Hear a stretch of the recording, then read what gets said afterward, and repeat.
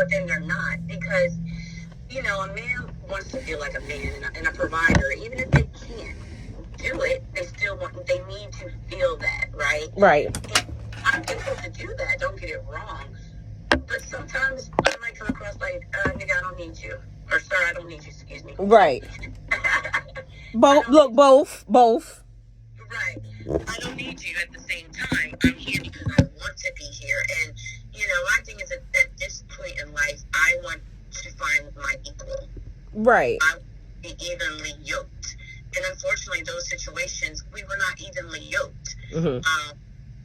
And so, again, it's hard finding that because, again, at this age, it's kind of like with the older men want younger women, and the younger men want older women, and and it's always seemed like there's some type of motive, and it's just so much that goes into it. Right.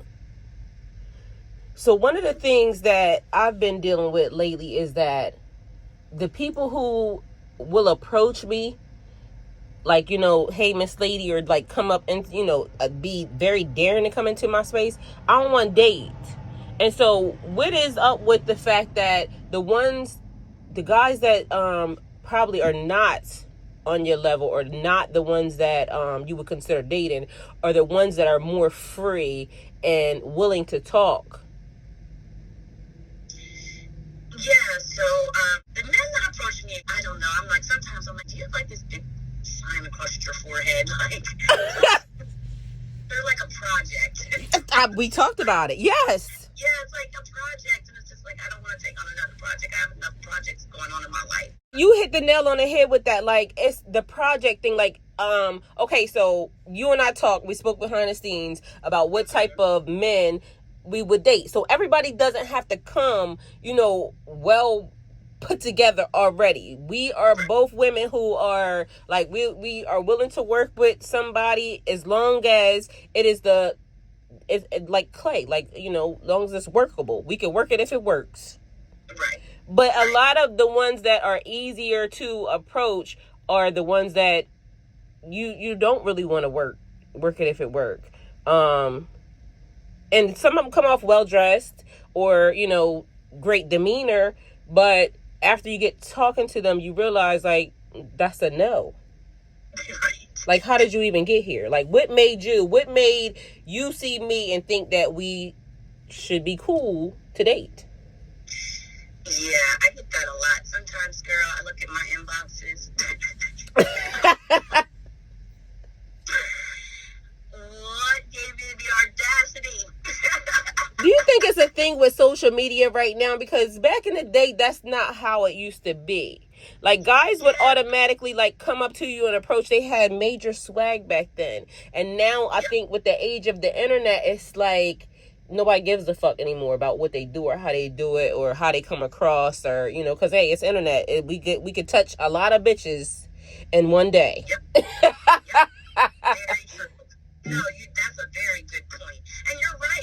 It's like, what happened to that day where, maybe your auntie's like, hey, or, you date, we dated, like, most of the time it's like I was introduced by a friend. Or yes, a friend of a friend. That's how I got baby daddies. Right. Like, what happened to that? Like, girl. Without the internet, right? Thank God, because Lord knows there's a lot of things I would not have wanted on the internet. However, you're right. It's like now they don't have to put in any effort at all. There's no more chase. And I think that's another issue with me. I'm glad you brought this up, because this is a very, very, very good point. There's no more, when we meet, we go out on a date, and he shows up and he opens the car door and maybe brings some flowers, or girl. There's no courting anymore. Courting has went completely out of the window. Hello. And with the internet, they can reach millions of women. And for me, I'm old-fashioned. I still want to be courted. Yes. I don't want to, just because you're talking to me, I'm supposed to feel special. Like, no. Girl, you speaking a word there. Like, send me flowers, send me a card. That's one thing that I do miss about one of my relationships. They used to randomly send me edible arrangements, randomly send me, just gifts, or randomly call up my kids and get my kids to, go get something for me and take it to your mom. Those are the things that I love. And anytime I went out on a date with this person, they always opened doors. Like, this person really showed me what it is to be in a real good relationship. They was a little flighty on the, but the way that person treated me, like, was amazing. And one of the things I tell everybody about this person, I was thankful to even, be in energy with that person because of the fact that person told me they were going to make it hard for anybody to come after them. And they did. Because now it's almost like I'm still paying attention. So do you open car doors? Do you open the door when we're going into a place? Do you even know what opening a door means? Like, I teach my son these qualities. Right. And, I think you just said something really important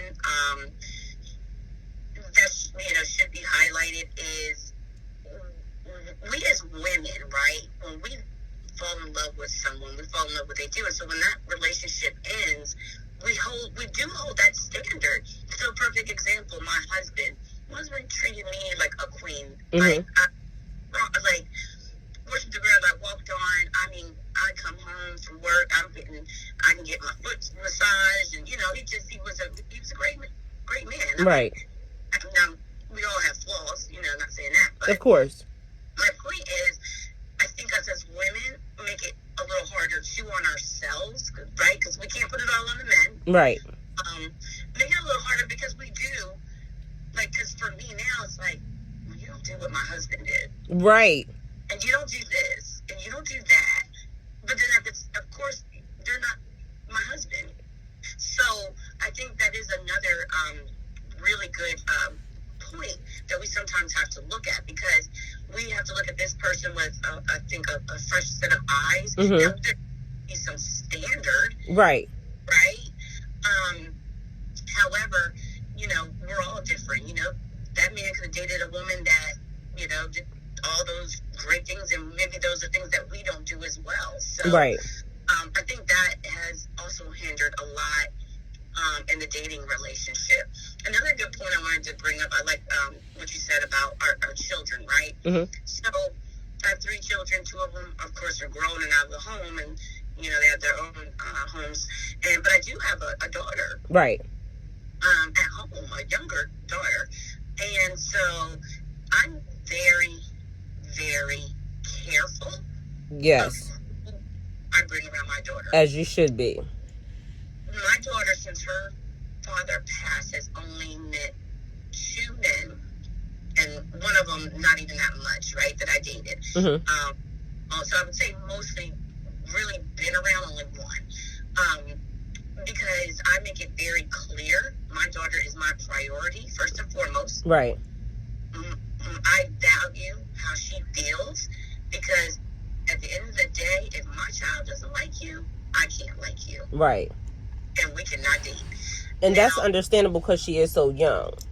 Right. And so I'm very, I do not bring men around my daughter. Anyone I'm just casually dating, there's no, hey, you're going to meet my child. No, sir. It has to be, because, I want to teach and instill values in her. Yes, ma'am.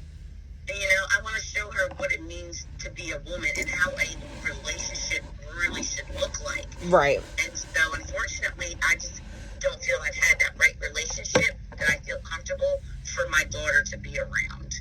Right. I totally understand that. So one of the things, okay, so you do have a daughter that, is very impressionable, so you have to pay attention to that. I myself have, my last child just turned 18. And so one of the things I've been talking about with people is that I'm going through a very, very selfish phase right now. And that phase is, I want to be in a relationship with someone. I want to be connected to someone. They can have kids just as long as, maybe they're older kids or, and like you were saying about the that's not your husband, so the person doesn't have to be or do the things that your husband did. But there's some things like there are like deal breakers. Like, Yeah. it doesn't matter. Like, of course, we're not going to compare. We're not comparing. But there is some comparisons, because at the end of the day, you still want to be treated like a queen.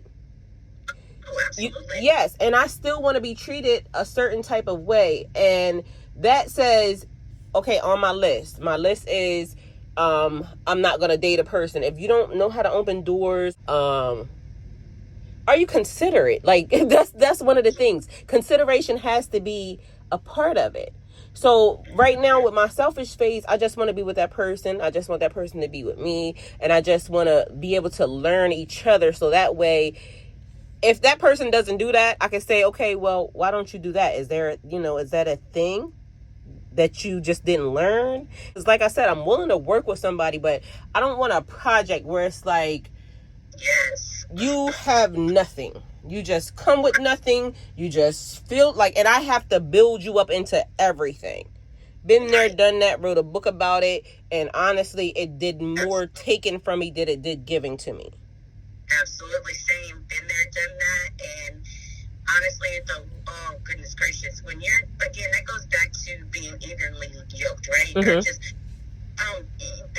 It's not going to work. If you're up here and they're, way down here, and if you can't get to that middle, Right. it's like the scale. Right. You're tipping the scale. Right. Because at the end of the day, you're trying to get to that balance, and it just doesn't work. So yeah, goodness, yeah. And it goes for even like you and I had a conversation also about like men that come along that want to give you the world, they can afford it, but I'm not attracted to them.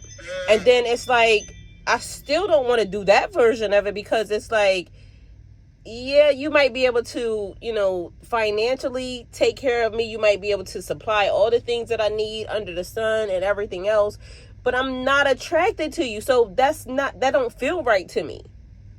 No.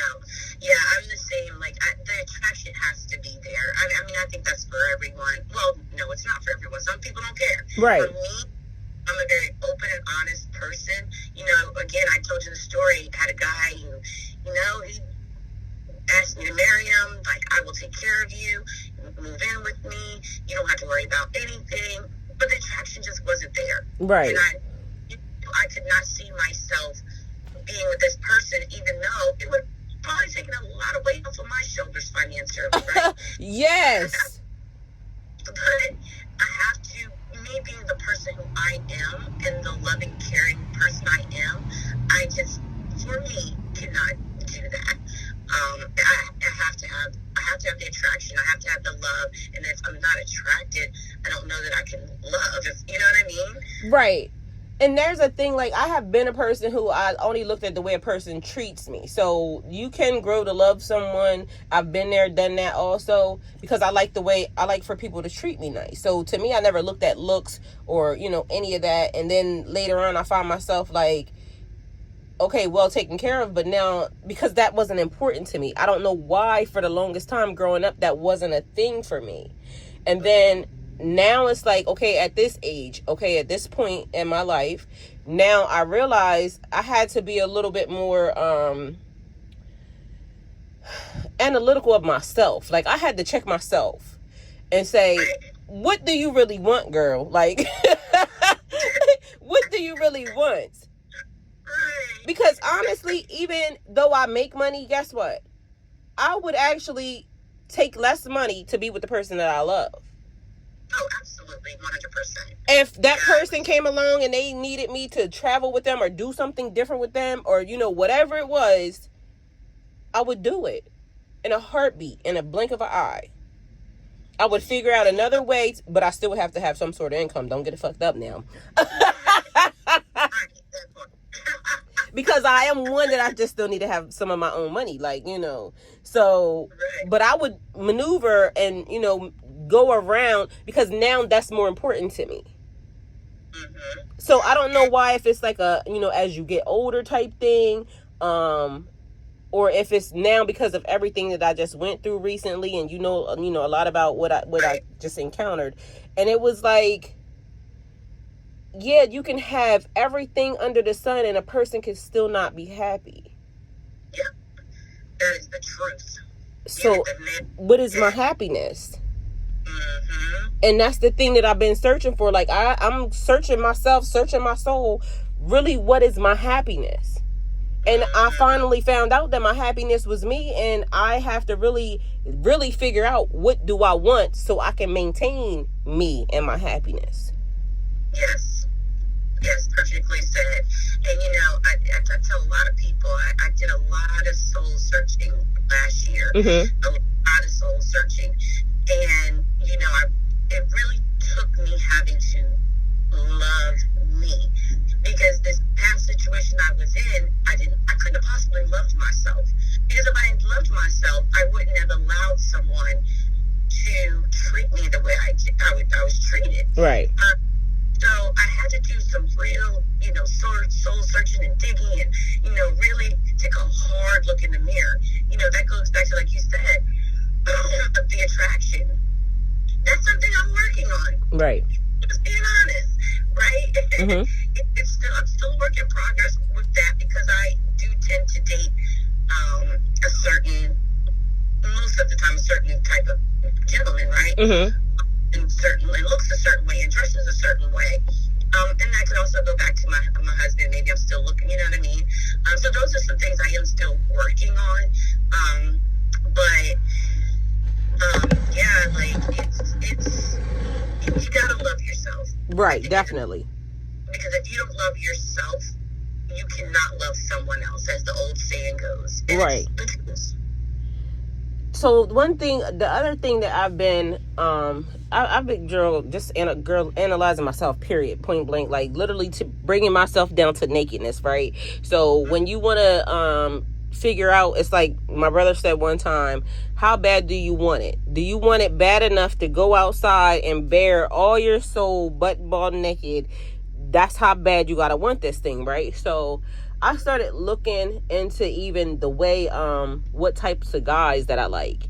And I went all the way back to my first boyfriend when I was 13 years old. I was a fly low 13-year-old because my boyfriend at that time was older than me. He was 18. He was a drug dealer.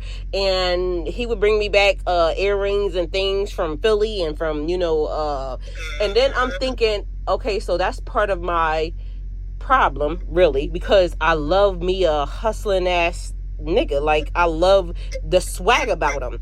It's so even yes. So I mean, even though it's like I don't want a drug dealer per se, because you know we know where that ends up, but that hustling mentality, that way they come off, oh my God, it's sexy. Yes. Man that hustles, that is the most attractive thing to me ever. But I think I'm fucked up. Yeah.